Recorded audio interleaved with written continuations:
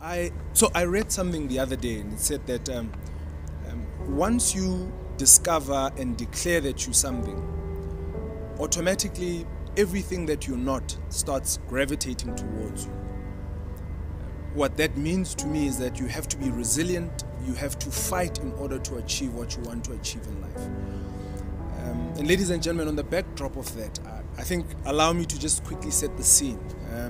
We are in Bloemfontein. It's a cold afternoon. And if you've never been in Bloem, it's right next to Lesotho. So I do know that at this time of the year in Lesotho, there's normally snowfall and it's really cold there. So all the surrounding areas, I think they get that cold front. So it's always cold in Bloem. So on the backdrop of that, this is why we're here. We're here speaking to a young gentleman. And before I get to introduce him, I've had the pleasure, just the other week, he was having an event in Bloem. It was called A Night in Mexico. So it's a themed event where there's people from different backgrounds coming together and breaking bread. So I had the privilege of being here with him and really supporting him on his day. So it was really an extraordinary day.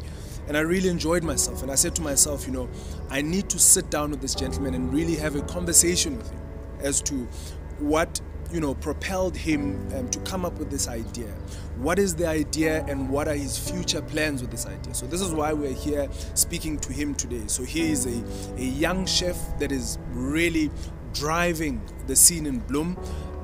He's doing also his private chefing work that you can just invite him and come and he can prepare a nice and, you know, delightful meal for you privately at your home. So without any further ado, I'm also just going to give him an opportunity to just quickly introduce himself to the audience. But before we do, allow me to just quickly greet him. My brother Moteo, it's such an honor, a pleasure and a privilege to have you here with me. Please tell me how you're doing this afternoon. Thank you for having me, Balu. I'm doing quite well, and thank you for having me. I didn't think I'd be doing interviews this soon in my career, but here I am, and I'd like to thank Balu for having me. Yeah. Well, I always say, if we give each other opportunities as young people, because we all have to start somewhere, and for me, this is a good place for you to start and to lay the foundation. So being there, I was so disappointed I had to leave earlier to your event. But please just tell us, maybe before we even get there, just quickly introduce yourself to some of our audience, and maybe there's people who might not know you. Just in a minute or two, just introduce yourself to them so that they know you from today onwards. So guys, my name is Moteo Morgan.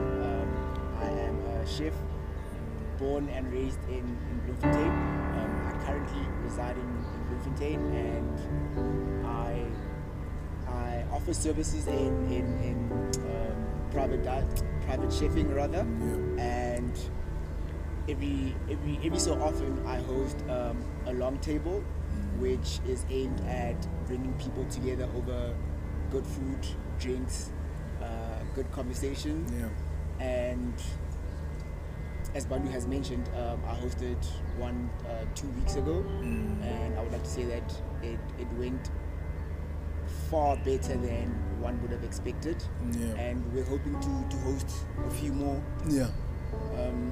towards the end of the year. And to the audience, maybe to the people who didn't get the privilege to come and to really experience the day, it was a super evening. I saw a lot of people, I saw the pictures as well on how the event went. So for me it was really brilliant, a brilliant idea. But let's begin here. In fact, before we even go to the event, to be a chef is something when one person who has never done that or really takes interest in food, you look at it and say it's something very difficult to really achieve or to get to be a chef. What does it really take to get to that level where you can call yourself a chef? What would you have to do? Firstly, you'd have to develop a liking, or rather a passion for food, and from that passion comes the long hours, the grafting, because it's easy for one to say that they love cooking without the passion. Because anyone can wake up and want to cook and make eggs, but to turn those eggs into an omelette or into an egg Florentine is a skill on its own, an art rather. So how one could go about it is to attend a chef school or do a hospitality management course.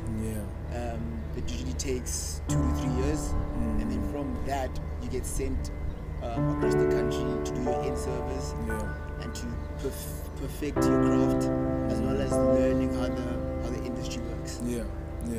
And I'm happy that you're mentioning you have to understand how the industry works. But for me, it's always first you need to understand your craft, you need to understand your art, and then lastly understand how the environment works, because you can be in the environment, but if you haven't mastered the art, you can get there but really not make a difference. So for me, it's important to understand the art and then ultimately understand the environment that you're operating. But here's what I want to ask. So you mentioned that you have to have a passion. Do you feel that's 80% of the way, having a passion for the art, having a passion for cooking? Do you think that weighs more? I'd like to believe that, because back in high school, I just did consumer studies, which most people refer to as home economics. I did that, and I just did it because I didn't want to do accounting. Like many of us. Yes. You're not alone. And from that, I developed an interest and a liking for food. And then from those 3 years that I spent doing consumer studies in high school, I took a gap year, and from that gap year, I spent hours watching food programs, and then that like for food and the industry developed into a passion. And that's when I followed it up by going to a chef school the following year. And here I am a few years later. My word. That's quite brilliant. So started from school, you had a passion for it, you took it seriously at school. And some of us, I know there's so many people, I think we were laughing offline the other day and saying that, I was telling him the story, in fact, when I was in school, we used to play in home economics. We didn't take consumer studies seriously, but I guess that's where young chefs really come from. So would you then say, if someone missed that stage of taking food seriously in school, would you then say it's late for them to start at a later stage where they ultimately go to school for that, etc., or there's still time to really develop the liking for food? There's definitely still time. Like a lot of people say this, that age is nothing but a number, and I think it translates well into what you just asked. Because a lot of people cook at home, watch the food programs a lot, but then they get to a point in their life where they feel like they want more from life than just watching the programs and cooking at home for their families. And then a part of them feels like they may be too old to pursue that passion. Got you. But it's never too late, because quite a number of people started as scholars, and they started at scullery at a young age, and by the time they were in their 30s, they got promoted to chefs, and based on that example, I think it's never too late. I got you.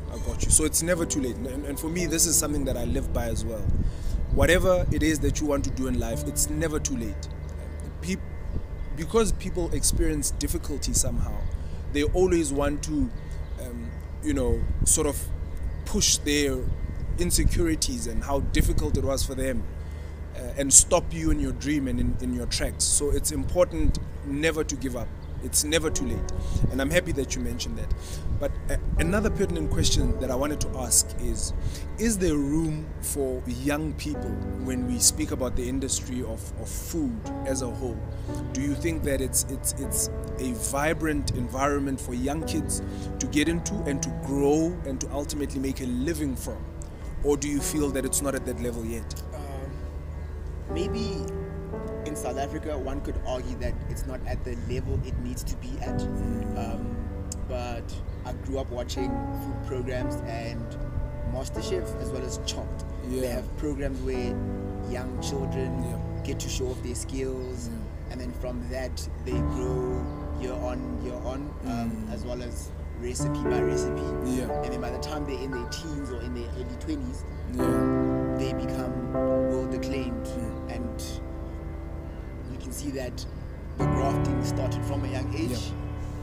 And because of that, I'd like to believe that one can build a career from it. And we can't overlook the fact that being a content creator adds another dimension to that. I agree.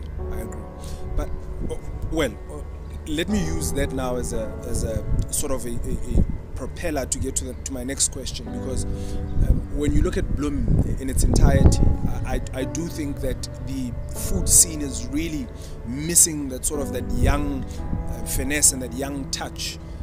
Not a lot of young people are doing it and doing it for themselves, opening their new businesses and pushing themselves to cook for people, etc.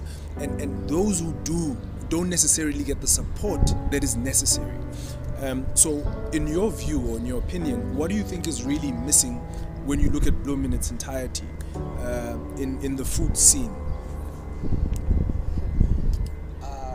The best way to put it is trust. Because anyone can come up with the idea of opening a new restaurant.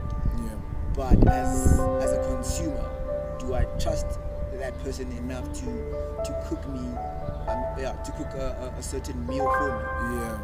Because you can put out a menu and say, I'm serving burgers, chips, or wraps, or anything that people are open to. But as the consumer, do I trust you enough? Because I'm used to having burgers and chips from a certain place, and they meet a certain level, and they please me to a certain extent. But if I leave that and have your food, will I be guaranteed the same quality? The same quality. Experience? So I think that's all there is to it.